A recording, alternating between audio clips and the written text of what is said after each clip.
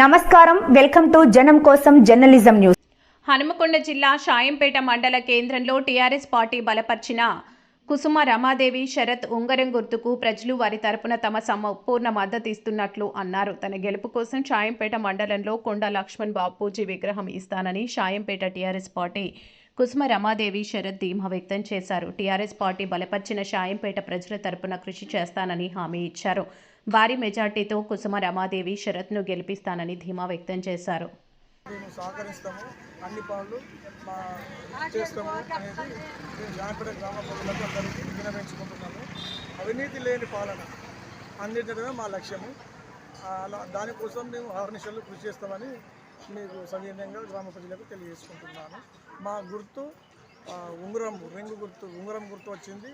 ఉంగరం గుర్తు పైన ఓటు వేసి మీ అమూల్యమైన ఓటు వేసి మమ్మల్ని అత్యధిక మెజార్టీతో గెలిపించగలరని ప్రార్థిస్తున్నాం.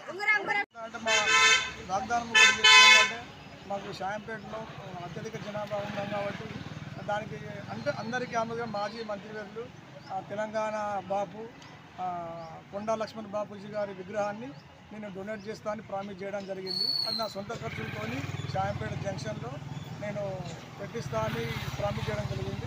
అది గెలిచిన నెల లోపలే నేను కొండా లక్ష్మణ బాపూజీ విగ్రహ ప్రతిష్టాపనకు కొనుక్కొని నేను నా సొంత ఖర్చులతో పెట్టేయగలనని గ్రామ ప్రజలందరికీ తెలియజేస్తున్నాను.